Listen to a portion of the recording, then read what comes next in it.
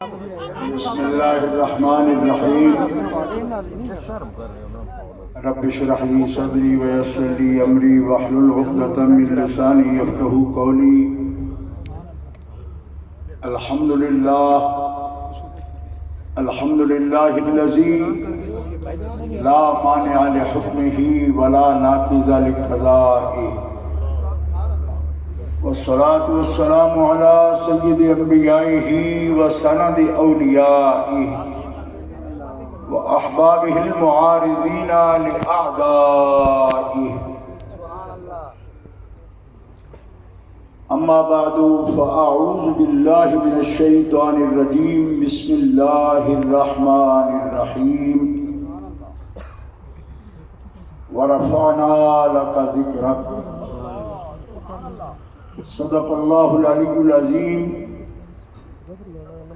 الصلاة والسلام علیک یا رسول اللہ وعلا آلک واصحابک یا حبیب اللہ الصلاة والسلام علیک یا خاتم النبیین وعلا آلک واصحابک یا خاتم المعصومین۔ اللہ تعالی جل شانہ وعز اسمہ کی حمد و ثنا حضور قائد المرسلین سید النبیین سید العالمین امام الاولین والآخرین جناب محمد مصطفیٰ احمد مجتبیٰ صلی اللہ تعالی علیہ وآلہ واصحابہ وبارک وسلم کی بارگاہ اقدس و انور میں ہدیہ صلاۃ و سلام کے بعد معزز و محترم سامعین حاضرین اہل اسلام،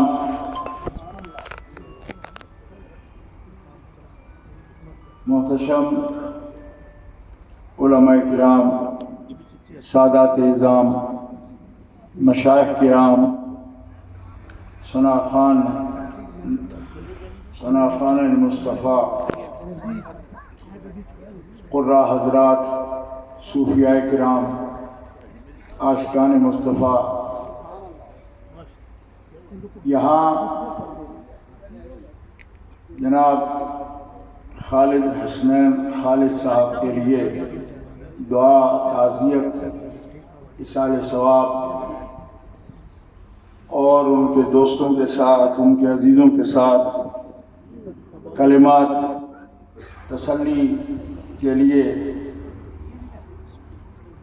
حضور نبی کریم رؤوف الرحیم علیہ التحیۃ و تسلیم، آپ نے جو ایک مومن کا دوسرے مومن پر حق فرمایا، ان حقوق میں ایک حق ہے کہ مریض ہو تو اس کی عیادت کی جائے،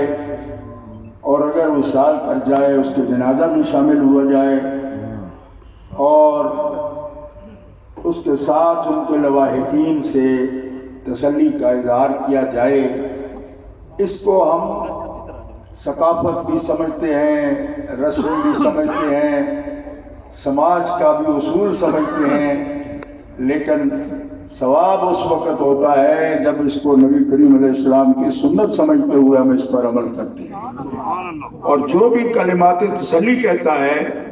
نبی کریم علیہ السلام کا فرمان ہے، سنن ابن ماجہ شریف میں یہ حدیث ہے، اللہ کے رسول نے فرمایا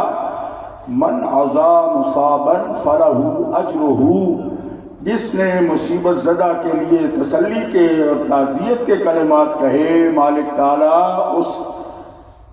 کلمات کہنے والے کو اجر کامل عطا فرماتا۔ تو صرف یہ نہیں کہ ہم دعا کرتے ہیں ان کے لیے فائدہ مند ہے، یا تعزیت تسلی جس سے ہوتی ہے اس کے دل کو بھی شفا ہوتی ہے، بلکہ اللہ تعالیٰ جل شانہ وعز اسمہ ایسے آنے والے تسلی کلمات کہنے والے، اعزاز کرنے والے، اللہ تعالیٰ ان کو بھی اجر عطا فرماتا ہے۔ محترم حضرات، یہ جیسے میرے پیش رو بزرگوں نے یہ کہا کہ وقت نہیں ہے، صرف اتنی بات عرض کروں گا کہ قرآن پاک میں اللہ تعالیٰ کا فرمان ہے انا نحن نزلنا الذکر وانا لہ لحافظون۔ تو جو لوگ خدمت قرآن کرتے ہیں، ضبط قرآن کرتے ہیں، ان کو بھی حافظ کہا جاتا ہے۔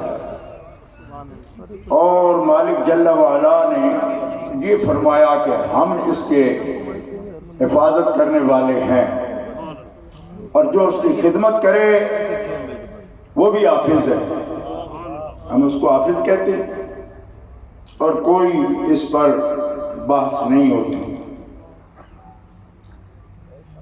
مالک جل وعلا نے فرمایا اس آیت میں وَرَفَعْنَا لَكَ ذِكْرَكَ، ہم نے آپ کے لیے آپ کا ذکر بلند کر دیا۔ سبحان اللہ۔ اور جو شخص اپنی زندگی میں اس ذکر کی بلندی میں اپنی استعداد صلاحیت سے شامل ہو جاتا ہے، وہ بھی حبیب کے ذکر کو بلند کرتا ہے، اور وہی کام کر رہا ہے جو مالک لینا چاہتا ہے۔ جن لوگوں نے نبی کریم علیہ السلام کا ذکر بلند کیا، ان میں حسنین خالد ایک پہچان رکھتے ہیں پوری دنیا میں، اور اضافی خوبیاں رب نے ان کو جو دی ہیں ان میں یہ بات بھی شامل ہے، اور بوجہ اتم یہ بات موجود ہے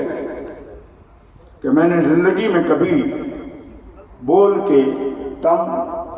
اپنے جذبات کا، اس قسم کے جذبات کا میں اظہار کر سکتا ہوں، کم کہا، لیکن سچی بات ہے کہ ہم اس سے پیار کرتے ہیں۔ آج بھی کہہ رہے ہیں ان کی قبر گواہ ہے، اور اس میں پیار کرنے والوں کی شاید خوبی کم ہو، وہ تھے ہی ایسے۔ کسی دوست نے کہا کہ بڑے حیا والے تھے،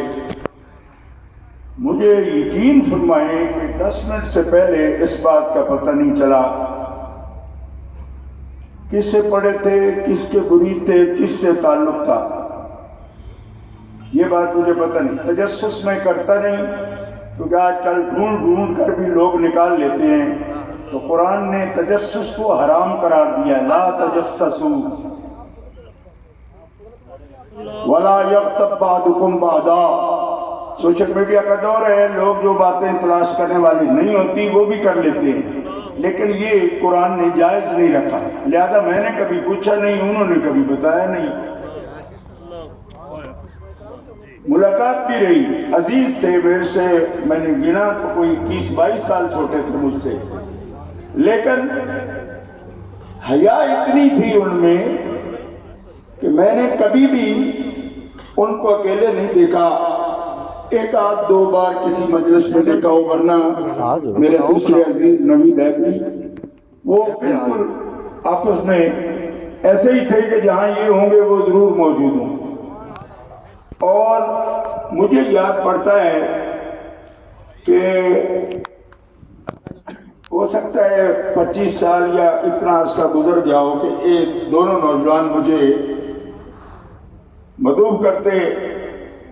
کئی شہروں میں، علاقوں میں، خاص طور پر چکوال اور اس کے ارد گرد میں، اور میں جہاں تک مجھ سے ممکن ہو پڑتا حاضر ہوتا۔ ان لوگوں نے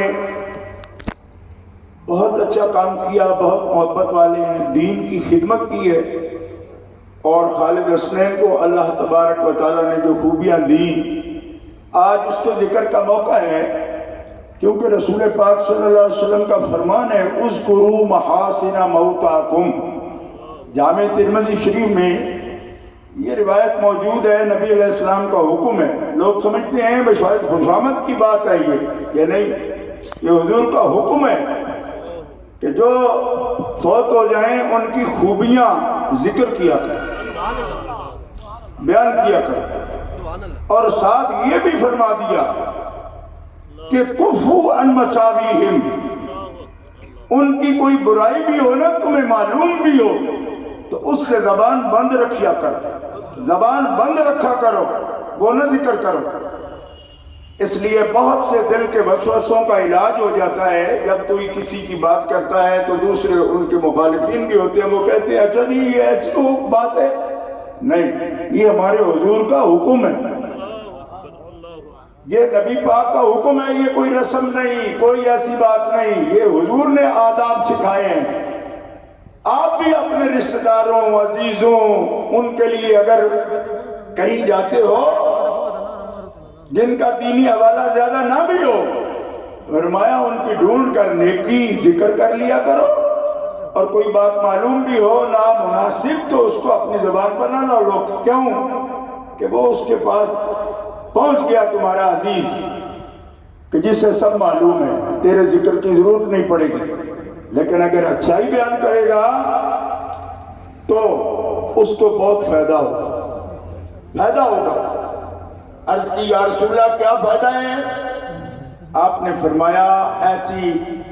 مجلس پر، محضر پر جہاں لوگ بیٹھے ہوتے ہیں، ملائکہ آتے ہیں اور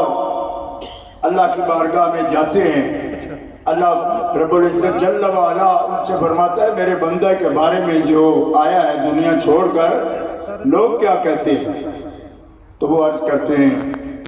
یا اللہ تیرے بندے کے بارے میں لوگ بڑی اچھی بات کرتے ہیں۔ اللہ تعالیٰ فرماتا ہے ملائکہ اس کی کوئی بھی کمزور بات ان کو معلوم نہیں، تو ملائکہ عرض کرتے ہیں معلوم ہے، تو فرمایا پھر اس کا ذکر کیوں نہیں کرتے؟ کہا وہ محبت کرتے ہیں، ہمدردی کرتے ہیں، ترس کرتے ہیں، وہ نہیں کرتے، اچھی بات کرتے ہیں۔ تو فرمایا پردہ ڈالنا کسی بات پر یہ ان کی شان ہے؟ عرض کی نہیں، ان کی شان نہیں، یہ تو آپ کی شان ہے، آپ ستار ہیں۔ فرمایا جب ان کی شان نہیں تو پردہ کرتے ہیں تو میری تو شان ہے نا، لہذا کسی میں کوئی عیب ہے بھی تو پردہ ڈالو، اور اس کی نیکی پر جو گواہی دے رہے ہیں اسی کو قبول کرتے ہوئے اسے میری رضا کا مقام عطا فرمائے۔ حضرت امام ترمذی رحمۃ اللہ علیہ اور امام دارقطنی رحمۃ اللہ علیہ اس حدیث پاک کو نقل فرما رہے ہیں، اس لیے وہ اچھے ہیں، اچھے تھے، اور میں سپیکر پہ کہتا ہوں ان کی کوئی بھی ایسی بات جو نامناسب ہو میں نے نہیں دیکھی۔ کیوں کہ میں نے نہ ان کو غصے میں دیکھا، نہ کسی کا گلہ کرتا دیکھا، میں نے ان کو ہمیشہ مسکراتے دیکھا۔ کوئی بات ہم سے ہو جاتی کیونکہ بیماری اور سفر ہو جاتی ہے، کوئی بات کہہ دی کبھی، تب بھی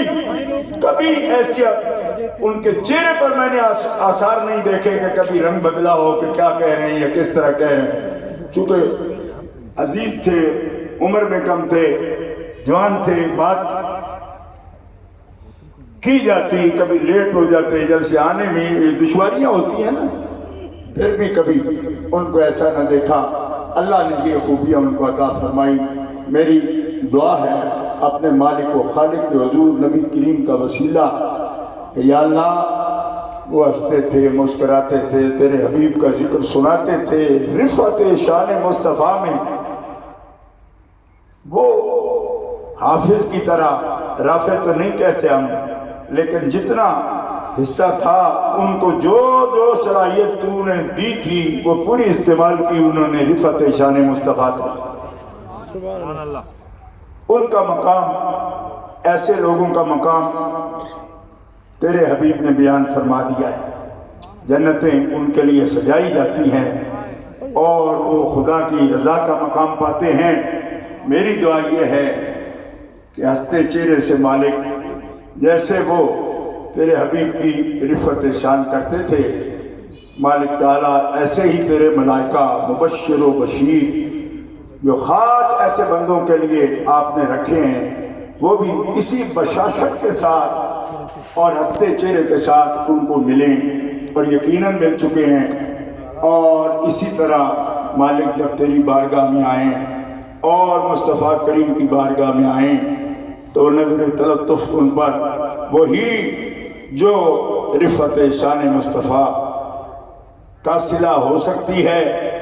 اور لطف و مہربانی، مالک تعالیٰ ان کی دین دنیا بہتر فرما، ان کے دوستوں کو، ان کے بچوں کو، ان کے خاندان کے تمام افراد کو یا الہ العالمین صبر کی توفیق عطا فرما، سب دوستوں کو، اور جو کام انہوں نے اس عالی شان مدرسہ کی صورت میں، مسجد کی صورت میں، اور جتنی اکیڈمیاں بنائی ہیں، ان سب کو الہ العالمین برکتیں عطا فرما، اور ان کے شاگردوں کے لیے بھی تالیف قلوب کی دعا ہے۔ مالک تعالیٰ ایسے بندوں کے اعلیٰ اخلاق اور عادات اور ان کی صفات ان کا جلوہ رہے، اور ہم سب کو اللہ تعالیٰ دین اسلام کی خدمت و نصرت کی توفیق عطا فرمائے، اور اللہ تعالیٰ جل شانہ مذہب مہذب اہل سنت و جماعت حنفی ماتریدی اصول و فروع کے مطابق مالک تعالیٰ ہم سب کو اپنی زندگیاں آخری سانس تک اس پر گزارنے کی توفیق عطا فرمائے،